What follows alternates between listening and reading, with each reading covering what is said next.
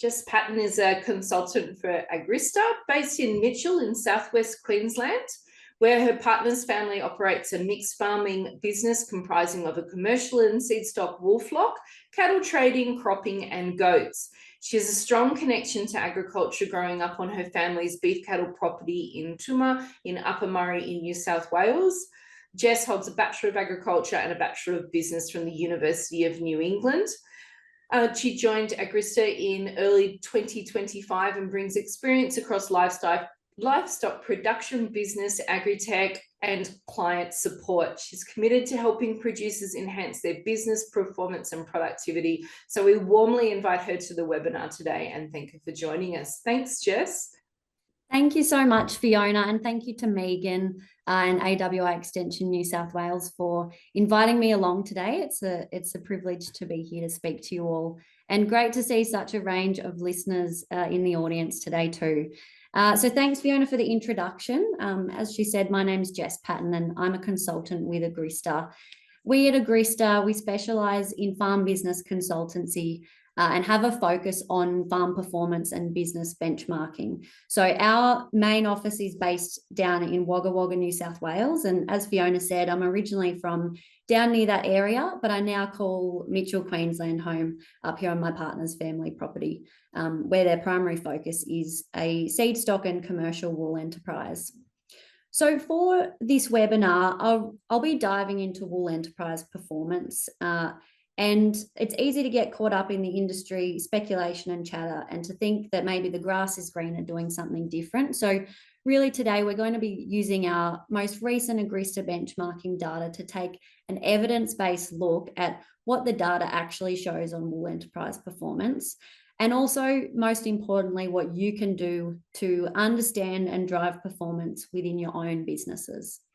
So there'll be some time for questions at the end. So as Fiona said, pop them in the Q&A box as we go. So John Francis, who is the director and owner of Agrista, conducted an analysis on wool performance for AWI, resulting in the Y Stain Wool Report, which I'm sure most of you have already read. If you haven't read it, feel free to scan the QR code and have a read later, or just Google Y Stain Wool and you'll find it on the AWI website. But basically what it found was that there are large opportunities to improve wool flock profits, even when wool prices are low, but they require a bit of a change to conventional thinking. So today I'll be presenting data and some of the findings that were within this report, but updated to include the most recent couple of years of benchmarking data, and we'll be revisiting some of the concepts. But before we get into it, I just wanted to share this picture. I took this with my drone in the sheep yards at home and really just wanted to find a way to incorporate it into the presentation because I thought it was a pretty cool picture. There's nothing more satisfying than a full yard of merinos. But upon actually popping this into my presentation and looking closely, I noticed that there was something not quite right. And I'm wondering if you can all have a look and see if you can pick up what I noticed in this photo. Obviously can't hear your responses if you can see what I can see, but I'll give you a second. So if you're not looking closely, you might miss it. So within this drafted pen of merinos, there is a little brown goat that has miraculously made its way into the sheep yards. For any of you that have had the pleasure of running goats, I'm sure this does not shock you at all. What do they say? If you can throw a bucket of water through the fence, a goat will get through it too. Anyway, the point of this is that just like with your farm business, if you're not looking closely at key performance indicators within your enterprises, you might be missing those outliers or turning a blind eye to the things that don't line up. And this really inhibits your ability to actually take action and to make improvements. And this can be the difference between getting by and getting ahead. So my main message for today's webinar is to encourage you to dig into your own numbers, find those little improvements within your own business, aka get that little brown goat out of your sheep yards. So this pyramid, I think, is a really great representation of the different levels that people can be at when it comes to understanding and monitoring their own farm business performance. So as I step through this, have a think about where your business currently sits and where you'd really like to get to. So down the bottom of the pyramid, we've got the data space. So these are the things that we all collect. They're raw records, unprocessed and unorganized. Individual data points such as, rainfall, stock numbers, costs, sales, weight gains, and so on. When we actually process these individual data points, we turn them into information, which gets us up to that next step of the pyramid. So this is where we can start to actually generate things like key performance indicators for our enterprises. We can start to look at some financial metrics, margins, ratios, and really understand the financial performance of our enterprises as well. But unless we do anything with that information, it is just information. So the next really most important step is actually starting to understand, interpret, and derive insights from that information. And this gets us up to the knowledge space. So by deriving insights and understanding the information, we can start to identify opportunities for improvement. It might be adapting our systems or implementing changes. And the top of the pyramid, where I know I'm striving to get to, is the wisdom space. So this is through multiple iterations, mistakes, experience, and that consistent practical application of knowledge that we actually have adjusted our management and really hopefully reaping the benefits of good profitability. When it comes to decision making, when we're playing up in the top of the pyramid in the wisdom space, our decisions are much more anticipatory. So we can really be on the front foot when it comes to identifying opportunities within our business, or also identifying challenges or issues before they become detrimental to our business. Whereas when we're playing down in that data space, our decisions are much more reactionary. So we're often responding to things as they come at us rather than being on the front foot. And from a risk point of view, it's much higher risk when we're reacting versus when we're anticipating. So have a think about where your business sits. If you're in the data space, that's okay, but I want you to see that there's a huge opportunity ahead of you to take small steps to start to work your way up that pyramid. So it might be as simple as improving your record keeping system. If your records are disaggregated, maybe they're not easily accessible, or maybe you're not actually collecting records that you want, start small, start by finding those little improvements, and you can work your way up. All right, so for today's webinar, what I'm going to do firstly is we're just going to have a look at recent wool enterprise performance. So looking at basically how performance has varied over recent years, deriving this information from our Agrista benchmarking data set, which I will talk on a little bit more. We're also going to have a look at the strengths and the challenges that we face within a wool enterprise. And finally, I really want to touch on a couple of big levers that you can focus on within your own enterprise to drive profitability. And that involves looking at understanding production and cost of production within our own businesses, and getting the system right is where we'll end up. So to begin with, I want to have a look at some of the recent enterprise performance. And basically what I'm going to share first of all is a performance of 4 different livestock breeding enterprises. And this is data from the last 7 years of our Agrista benchmarking data set. So basically year to year, we have producers that benchmark with Agrista. So they submit their annual individual data points turned into information. But basically those individual results become de-identified and go into our broader data set or data pool, which enables us to derive these insights, which I'm sharing with you today on different enterprises. So what we've got on the screen here, on the vertical axis, we're looking at operating profit represented as dollars per DSE. So when we're talking operating profit, this is taking into account our sales and purchases and our inventory change at that enterprise level.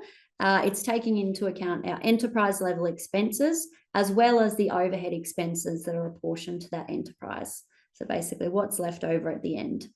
This is represented as dollars per DSE. So DSE, I'm sure a lot of you are familiar with the metric, but it stands for dry sheep equivalent. And it basically is a unit of energy consumption that enables us to compare different livestock enterprises and different livestock classes with each other.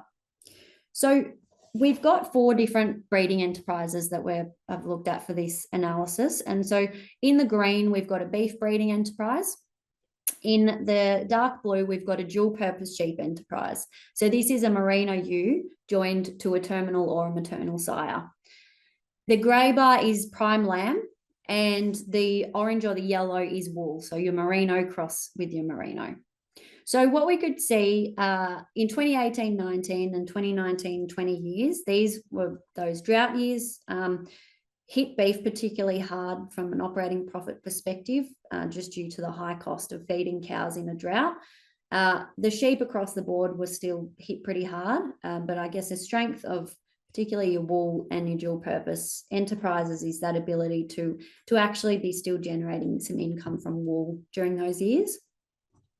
In 2020-21, we were out of drought and there was a big turnaround across the board. So strong prices, and we saw a cracking year with dual purpose flocks, which I suppose was just good timing of turn off, aligned with good prices and so on. 2021-22, we saw pretty good beef prices and sheep were performing well. So across the board, another strong year. 22-23, those beef prices continued to hold on, but we start to see that depression in sheep across the board. There was a wet year, proved difficult for some in the south, just with some animal health issues, which impacted some of those costs there. 23-24, poor commodity prices really impacted performance across all enterprises, but specifically we can see the sheep, particularly your dual purpose and prime lamb, were impacted a lot. And then 24-25, which is our current benchmarking year, we are still collecting data for this year, so it will continue to be updated, but we have seen some pretty high supplementary feeding costs in southern New South Wales, Victoria, South Australia, that will certainly impact those operating profits. So I don't see this changing a lot. Now, the reason I've just stepped through the last 7 years of data is to highlight the fact that there is not one single enterprise that has performed the best in every single one of those years. So there's ups and downs in each of those enterprises across the last 7 years. And what is really interesting is when we actually average this out across those 7 years, we see very little annual variation between those enterprises. So what I'm showing now is looking again, the vertical axis is the operating profit per DSE, but down the bottom, we've got those 4 different livestock breeding enterprises. The green bar represents the operating profit for the average performers within each of those enterprises, and the blue bar represents the operating profit achieved by the top 20% of performers within our Agrista data set.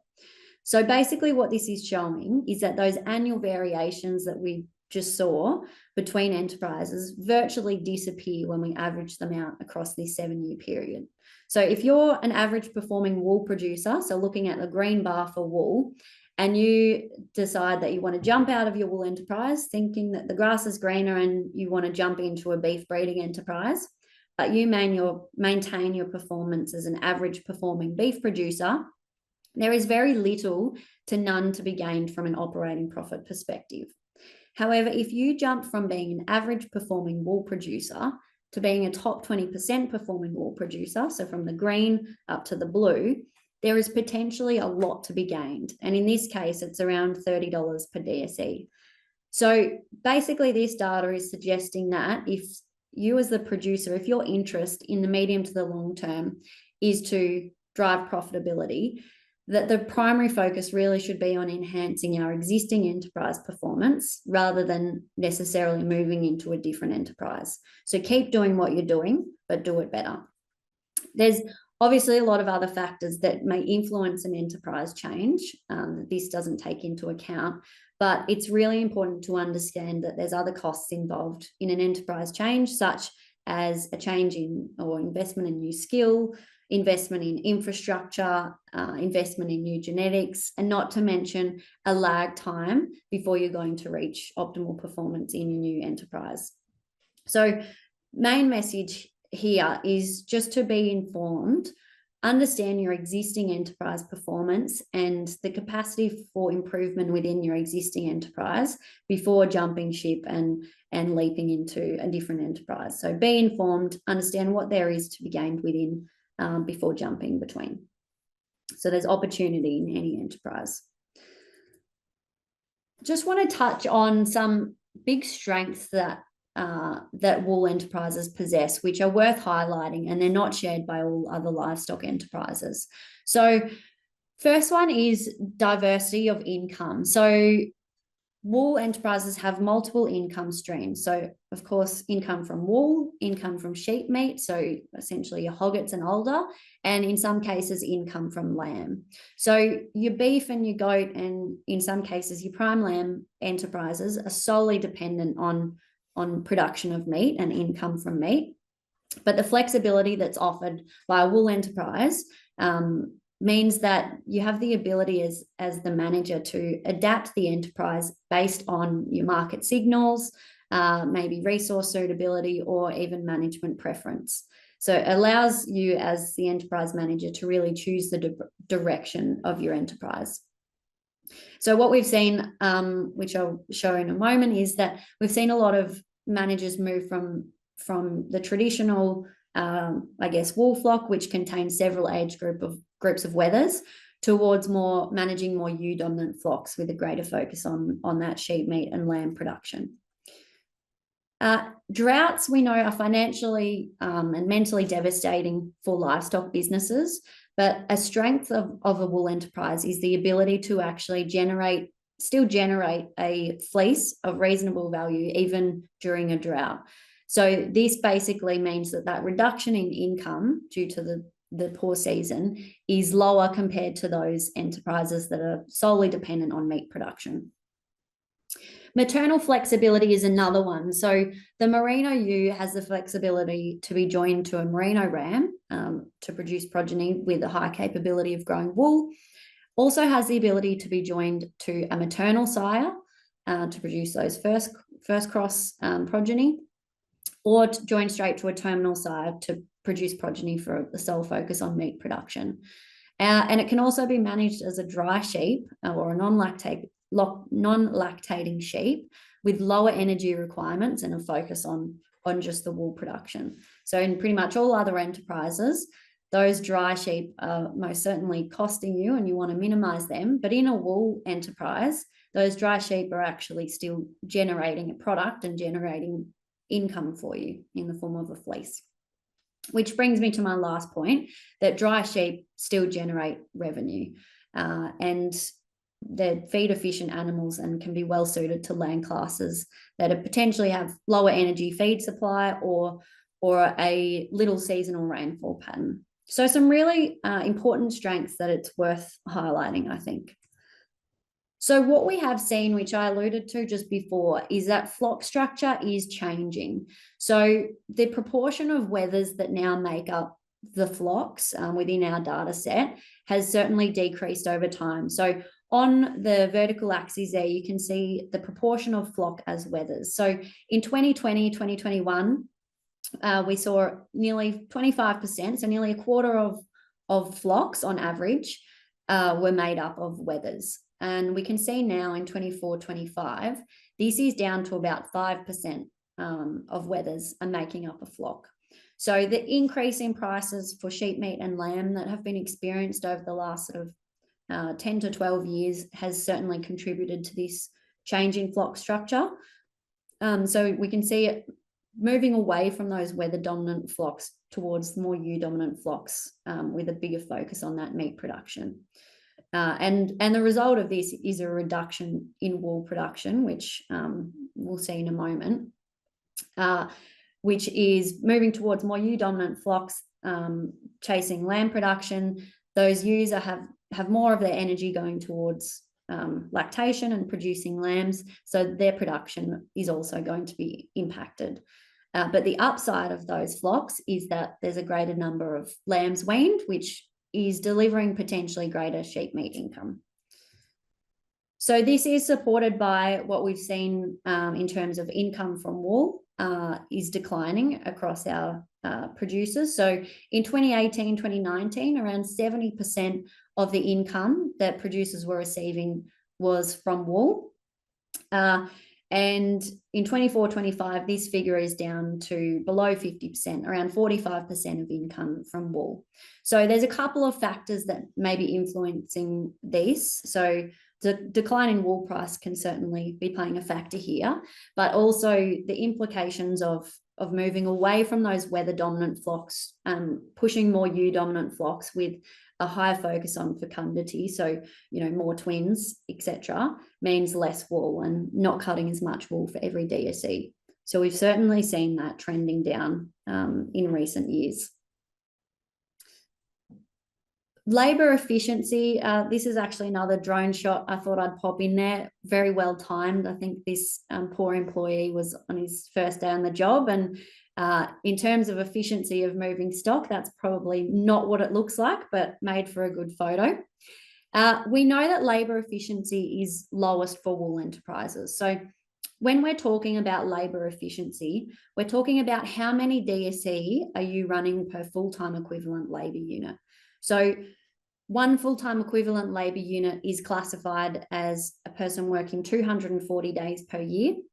So that's basically saying you get your 4 weeks annual leave and your weekends off, which I know for many of the producers listening, that's probably highly unrealistic, and you're probably all more than one full-time equivalent. But for comparative purposes, that's what the base level is. We can see on this chart, we're showing the labour efficiency for those 4 different breeding enterprises. We know across the board that sheep in general are much less labour efficient than your typical beef breeding enterprise. So beef, on average, people are running about 12,000 DSE per full-time equivalent, whereas for the wool enterprises, this is down to about 5,000 DSE per full-time equivalent. This is obviously due to the much higher labour input, which is required for lots of husbandry activities, shearing, crutching, and all the other, physical labour that's involved with managing a wool enterprise. But it's important to think about, what we can be doing to drive efficiency and labour efficiency as much as possible within our enterprises.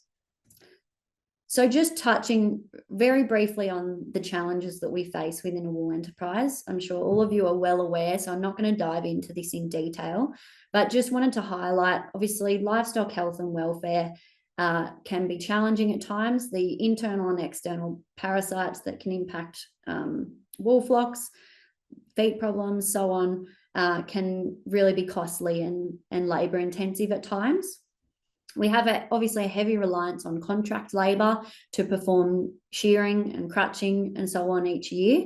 And this can be a cause of frustration for many producers, getting consistent teams in at an affordable rate. The workload and physical demands associated with all of the husbandry activities that do have to occur with the sheep, and system complexity.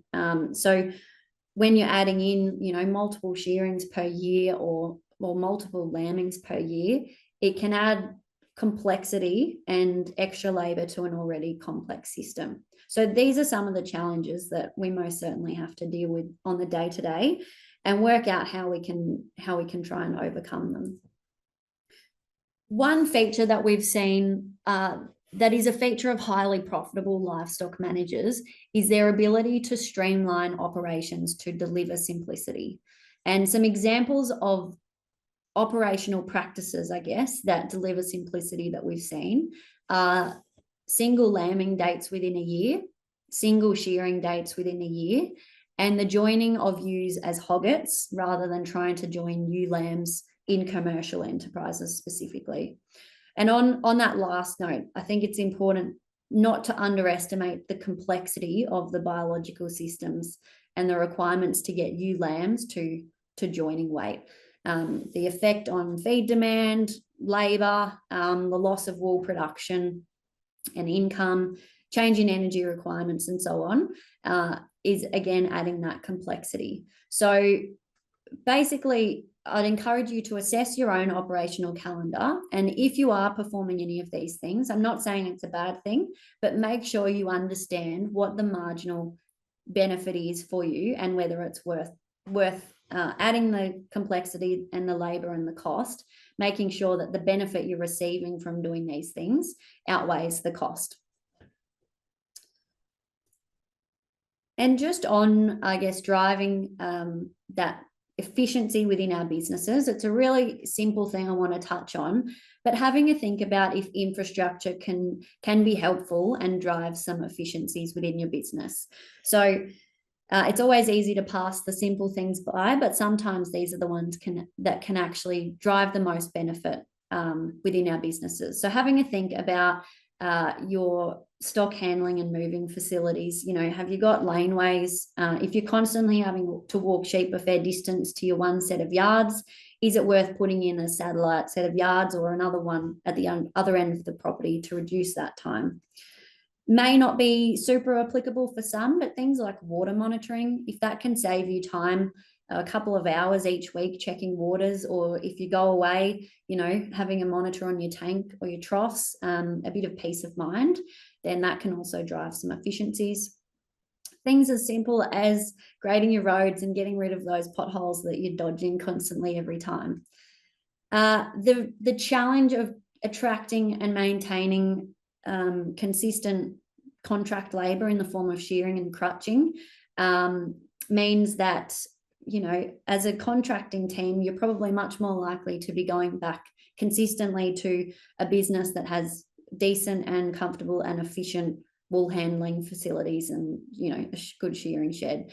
And for you, if you can be shearing and crutching faster each year by improving your shed or your wool handling facilities, then maybe that's something that is worth looking at. And just finally, thinking about our feed handling and storage facilities. If you're feeding sheep, in preparation for dry times, there's some efficiencies that you can drive there. So some really simple things to think about. If not from a financial perspective, some non-financial reasons to consider investing in infrastructure is attracting good labor, you yourself not having to dread operational tasks. Workplace safety is now becoming more important than ever, so ensuring that it is a safe environment for yourself and your employees. And of course, the work-life balance. We all want a bit more time up our sleeve. So if you are looking at investing in infrastructure, again, you can look at your own numbers, work out what the marginal benefit of that investment is going to be and if it's going to be worthwhile for you. All right, so we've had a look at some of the data, some of recent wool enterprise performance, and I've touched on the strengths and the challenges that we face within the enterprise. So I now want to talk through how you can drive profitability within your own enterprises. So taking a look at production and cost of production and your system. So business efficiency is now more essential than ever. So operating return or return on assets managed is a key indicator of business performance, which we look at. So this is a ratio that basically indicates how much we are generating relative to the asset value that we manage. So it is calculated by dividing your operating profit divided by your asset value, which is made up of majority of your land, your livestock, and your plant. So generally, we have a large amount of capital that is tied up within the land, the hectares, as well as livestock and plant. And just like any other business, it's important that you are generating a return on this capital. So an example of this is if we're generating an operating profit of $300,000 and we divide this by our total asset value made up of majority of your land, your livestock and plant of $10 million, that gives us an operating return of 3%. What we've seen happen in the last sort of 10 to 20 years is some massive capital growth. So some big increases in land values. And so in this case, if we have seen a doubling of that asset value, if we're maintaining that same level of operating profit at $300,000, but we've now got double the land value, we can see that our operating return has halved. So basically, we need to double that operating profit really drive that top line in order to maintain that 3% return. And this is the challenge that we've got, and it is a challenge. But the reality is it's our choice to have that $20 million worth of assets tied up in agriculture. So we need to think of, if we could invest it elsewhere, what sort of returns could we be generating, and how can we make sure we are generating decent returns within our own business. So this is why business efficiency is essential, because we need to keep driving that top line. So how do we do that, and where do we start? Well, things like prices and rainfall and seasonal conditions, these things are completely out of our control. Yes, they are detrimental and impact our profitability year to year, but we cannot control them. So my suggestion is to focus on those things that are within our control. And we've got two main levers that I think we can focus on, which is our cost of production. So how much is it actually costing you to produce a kilo of clean wool or a kilo of lamb or sheep meat, as well as our production. So how many kilos are we actually producing? And these two levers are all about essentially optimizing the operating margin over a high number of kilos. And the means of achieving this, and I guess maximizing these things, is through optimizing our feed utilization. So economics is the study of human behavior under scarcity. Pasture, the feed, the grass, is that scarce resource that you have to manage. So the very first thing that you can do is make sure your system, so your feed demand, matches your pasture growth or your feed supply curve. This is essential and a really important first step. But let's dive specifically into cost of production. So I want you to ask yourself, do you know what your own cost of production is, or do you know how to calculate it? So I'm going to break it down here for you. So when we're looking at cost of production, we are basically looking at your operating costs divided by the kilos produced equals your cost of production. So I'm going to dive into those specific things, but essentially it's a key efficiency metric which helps you as producers to move beyond just minimizing your total costs or maximizing total production, but it's ensuring an optimal balance between the two and finding that sweet spot between the two. And it does have a direct impact on profitability. So a lower cost of production. So if we can drive our cost of production as low as possible without compromising production and animal health, then this leads to higher margins per kilo of wool or lamb sold. So diving into, the operating, before I do, we represent this in terms of dollars per kilo of live weight when we're talking meat, dollars per kilo of clean wool when we're talking wool, and dollars per tonne if you've got any grain. So that operating cost side of the equation, it is made up of our enterprise level costs. So these are the things that are directly attributable to your enterprise. So when we're talking about a wool flock, it'll include animal health, contracting, materials, sales and freight costs, supplementary feed, and your shearing and your crutching. So those expenses that are directly attributable to the enterprise. We then also apportion a level of our overhead costs. So the overhead costs are essentially those costs of doing business. So these things include administration, depreciation, fuel, insurance, motor vehicles, fertilizer for your pastures, rates and rents, R&M, wages, and so on. So basically those overheads that for each of them, we apportion them to an enterprise. So basically the next side of the equation, so first of all, we've got our operating costs and then we divide it by our kilos produced, so our production.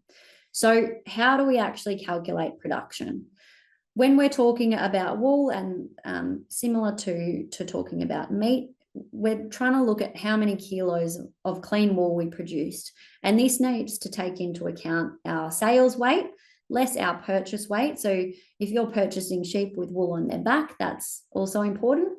Inventory change weight as well. So an example is if we had 13,000 kilos sold, we purchased 500 kilos of wool on the back, of sheep, and then we had an inventory change. So looking at what you had at the start versus what you had at the end of that period. Then we incorporate the inventory change as well. So in this case, we've produced 12,800 kilos of clean wool for the year. So don't get too caught up in those numbers, but just understand that we need to take into account those sort of three aspects of production. So an example, tying these two things together. So let's say we had operating costs of around $115,000. We had that production that we just calculated of 12,800 kilos of clean wool. The calculation to calculate our cost of production is the operating costs divided by the kilos, which in this case gives us $9 per kilo of clean wool as our cost of production. Now, this is just a very simple example, but if you haven't calculated cost of production in your own business, or you'd like the tools to do so, AWI do have a specialized wool cost of production calculator. So this is an Excel spreadsheet that you can download and fill out, which will help you to apportion those costs and essentially help you to calculate this for yourself. So you can scan the QR code. It'll take you to the drought resources page on the AWI website. You just need to scroll down to the cost of production calculator. MLA also have a cost of production tool. If you've got other enterprises, it has for beef and for sheep as well. Or if you want some further information, happy for you to follow up with me after this webinar. So it's all well and good to calculate our production and our cost of production, but unless we actually know what the targets are or what a good benchmark is to be striving towards, it's very difficult to know whether we need to improve or we're doing well. So I just wanted to show a couple of targets here that I guess we see our top performing producers achieving and what you can be striving for. So from an operating cost perspective, aiming for an operating cost of less than $45 per DSE. From a production perspective, aiming for a production of greater than 7 kilos of clean wool per hectare per 100 mil. So I guess trying to take that seasonal factor out of it. And from a cost of production perspective, aiming for less than $9 per kilo of clean wool. So just some targets that you can have a look at. These are sort of based more in that greater than 500 mil rainfall area. So they may be not quite suited to your particular resource base, but again, happy if you want some more information to follow up with you on these. And just sort of to wrap this up a little bit, it's really important that we focus not only on our cost of production, but as I said, also making sure we're driving good production.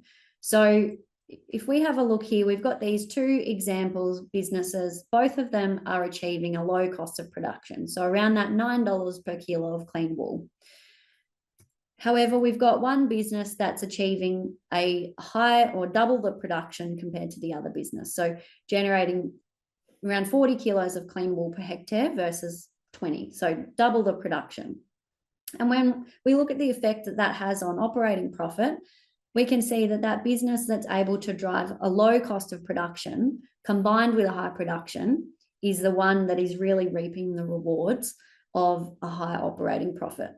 So getting it half right doesn't pay. Focusing on both is really important if you really want to be driving profitability within your business. Okay, and as I said, the means of achieving or maximizing our production and making our cost of production as low as possible is really optimizing our feed utilization. So matching your system, your feed demand with your feed curve. There are quite a few good resources if you would like some information about what the feed curve looks like for your area. Aussie Grass is one that we look at a fair bit. Evergraze also have some information, but basically it's going to be unique for your own resource base, looking at your pasture supply or pasture growth curve versus your feed demand curve. So essentially looking at your calendar of operations, looking at when you're lambing, you know that your highest feed demand is going to be when you've got those lactating ewes and growing stock on the ground. So that peak feed demand is in your control. So have a think about when you're lambing, and does this align with your peak feed supply? And the key benefits of doing this is to ensure that your lactating ewes have access to that increase in pasture availability, as well as, of course, your growing stock and weaner lambs. It'll hopefully minimise supplementary feeding costs and requirements, and it also helps to maintain ewe condition for rejoining. So I'd encourage you to have a look at your own system as a very first step. And as I said, this will be unique to you, but make sure that your calendar of operations and your enterprises are aligning with that system and your resource base, so you can maximise that feed utilisation. If you want some more information, the most recent AWI Extension New South Wales webinar was run by Jim Meckiff, and he dived a lot deeper into that feed demand curve. So if you didn't watch that one, I'd encourage you to go back and have a look at that, because he talks in a fair bit more detail about this, which is super important.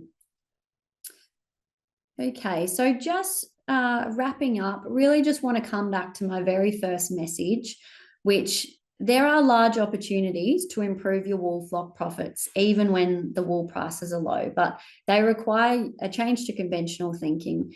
And the first and most important thing you can do is start looking closely at your business. Find that little brown goat. Start by measuring your financial and your financial performance, your production, your cost of production, and try and identify those greatest rewards from the lowest cost. So work your way up that pyramid.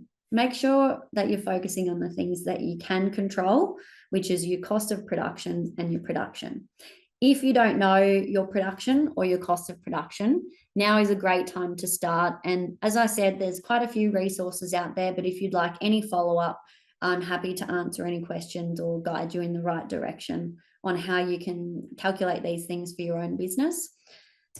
And there is opportunity in any enterprise. So the data shows that we have the ability to be profitable within any enterprise, wool included. So keep doing what you're doing and focus on those profit drivers and those opportunities that you've got in front of you. These are my contact details. If anyone has any follow-up questions or anything they'd like me to touch base on after, if you've got any questions I don't get to or can't answer today, please feel free to follow up. And I'll hand back over to Fiona. I think we'll have a few questions now. I'll just stop. Thanks, Jess. Leave your details up on the screen in case people would like to write them down. No worries. Thanks for that fantastic webinar. It was jam-packed full of great ideas and some good take-home messages for us all. There are quite a few questions, so we'll kick straight off with them. The first one that's come through is from John. What are the profitable wool enterprises doing with their weaner wethers? Are they growing them out for wool or finishing and selling as lambs? Great question, John. So what we have seen is essentially that move away from the traditional wether or different age classes of wethers. So a lot more enterprises are now focusing on that meat production and turning off weaners as lambs rather than necessarily holding on to them and cutting wool and the focus being on wool. So we do have a mixture of producers within our top performing, top 20% cohort that are not necessarily just focusing on that dual purpose or meat production. So there's still plenty in there that have a focus on that wool production, but we've certainly seen from the data that a lot are trending more towards turning off those weaners in general as lambs rather than growing them out older and focusing on the wool. So hope that helps to answer that question. Thanks, Jess. John also asked, is there a link to Jim Metcalf's webinar? John, all our webinars are on our website live. So if you go onto the AWI Extension New South Wales website, you'll find all the recordings from all our webinars on there. In the enterprise comparison going forward, are you going to consider the shedding breeds who are neither dual purpose nor wool producing? There seems to be a shift this way in certain areas. Merino and dual purpose sheep are not commonly joined to shedders. Thank you, Andrew, for that question. Thanks, Andrew. So they would be incorporated in our prime lamb data that we're sharing there. So that's comprising of some shedding breeds as well as your composite ewes crossed with composite rams or terminal maternal sires. So they are incorporated in specifically that prime lamb enterprise cohort.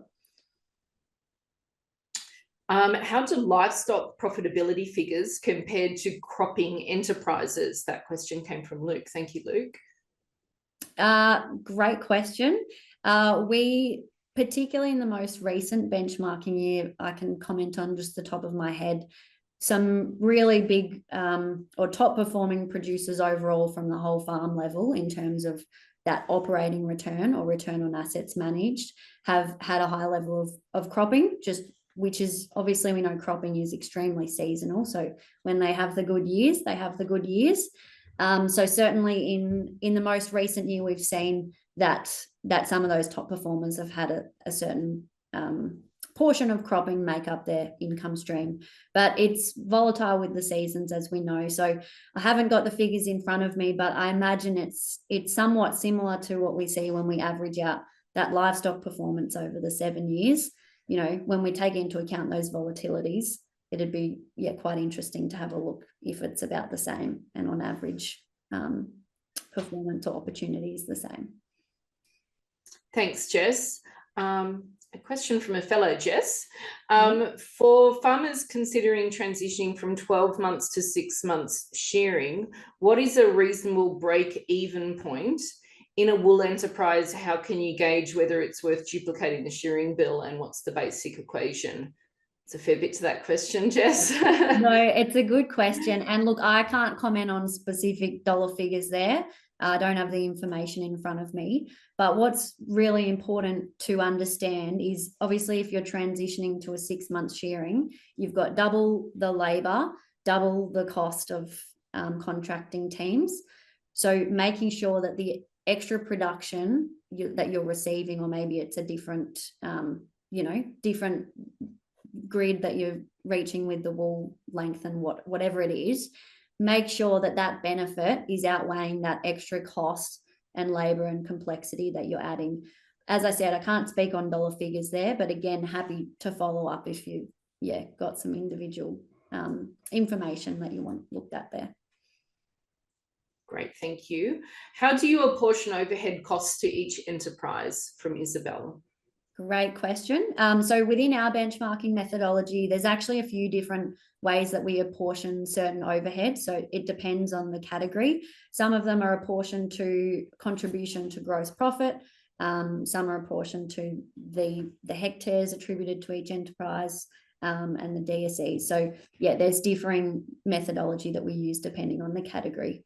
And I can't speak particularly on the AWI cost of production tool, but you'll be able to get a bit of an idea if you use that, how they're distributing some of those overhead costs as well. Thank you. Thoughts of selling wool via contracts versus via auctions? A little bit outside of the remit, so sorry for putting you on the spot there, Jess. That's okay, Fiona. I don't think I have the expertise to comment on that one. That's straying a little bit out of my lane there, so might park that one if that's okay. Absolutely.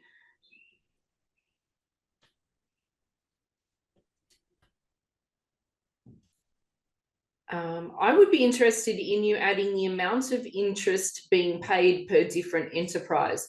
A lot of talk about the profitability, but which enterprises are sustaining debt loads the best?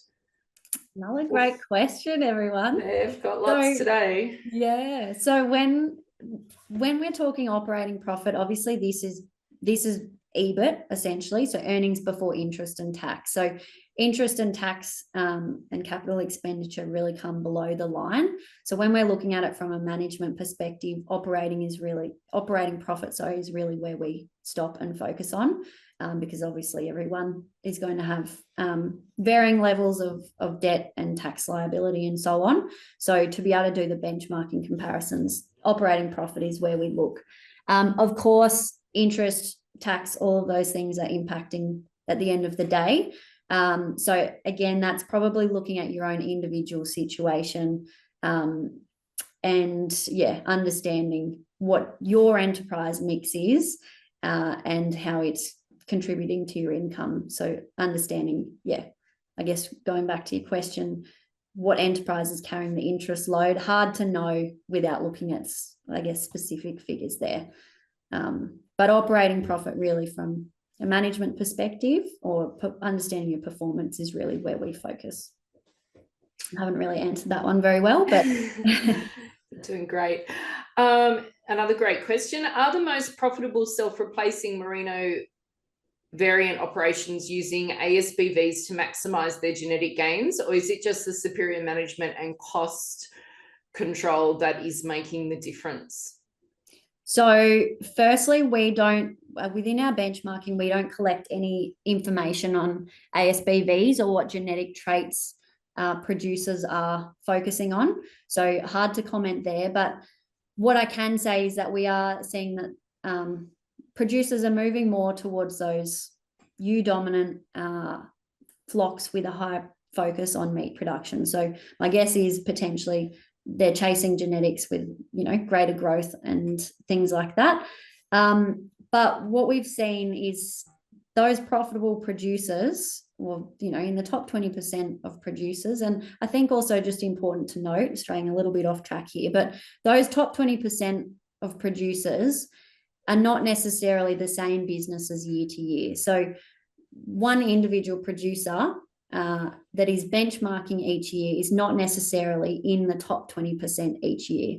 So what this can do is, I guess, inflate the performance year to year for what is actually achievable by an individual producer. So it's slightly lower. We have done analysis on this. It's about 75% of what is achievable year to year by the top 20%.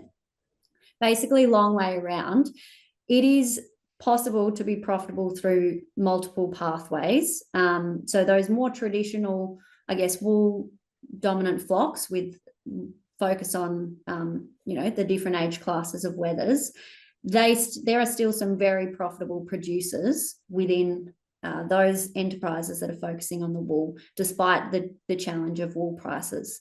And what we would see, I guess, if the wool prices get back to that historical mean, is that these producers will become, in that top 20% and continue to be profitable. So the main thing to understand is that it is possible to be profitable within a wool flock through multiple pathways. So through the traditional wool growing flocks, which pricing certainly hasn't been in the favour. So it's pushed a lot of people towards more of that dual purpose type enterprise with a greater focus on meat production. But yeah, in terms of specific ASBVs or genetic traits that people are focusing on, I can't comment on that one. Thanks, Jess. There are a few comments on genetics, so that was good to cover that.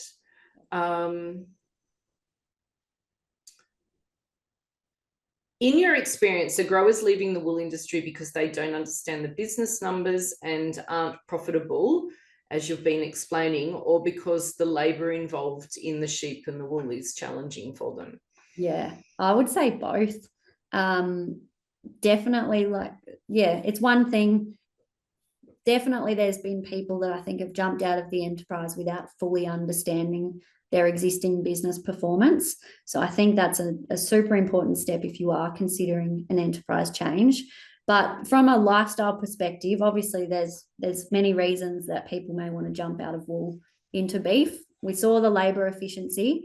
It's more than double more efficient, so less labor if you're running a beef herd, right? So there's certainly an element of need to be doing what you enjoy doing. But yeah, I think there's a bit of both there, Fiona, in terms of what's influencing enterprise change. But the most important thing is there's, I think, a lot of people that have jumped out without being fully informed of their existing performance and thinking that the grass is greener just through that industry speculation. So understanding what your performance is before making such a big decision is important. Thanks, Jess. A couple of last questions from Tim. How does long-term wool productivity, profitability traits, say over 5 years, compared to recent year performance? Are the people who are in the top 20% over the cycle compared to ones that drop in and out, running a greater percentage of merinos joined to crossbreds? What about weather percentages? My intuition tells me that single year data would vary compared to the total performance over 5 years. Yeah, great question. So what I have presented is the 7-year average of data. We can see that volatility year to year. Obviously, there's changes in performance year to year. And when we average that out over the 7 years, that volatility between enterprise certainly decreases. As I just touched on before, that top 20% of producers is not necessarily made up of those same businesses each year. So when we look at those producers that are benchmarking consistently year to year, their performance, or what is achievable by an individual producer, through analysis we've worked out, is at about 75% of what, on average, long term, of what that top 20% of producers are achieving. And flock structure varies between those top 20 producers, as I alluded to. So I can't speak specifics, but for the 24-25 year, there's a producer in the top 20% that is receiving 53%, I think, of their income from wool. And there's also a producer that's receiving only 17% of their income from wool. So it's telling us that, some have a big focus on the wool production and some are having a much bigger focus on that dual purpose production. So that top 20% is not always made up of the same producers. But yeah, important, I guess, to look at overall, they've also been following the same trend of a decline in weather numbers and decline in income from wool. But yeah, I hope that answers the question. Let's get to it. Thank you.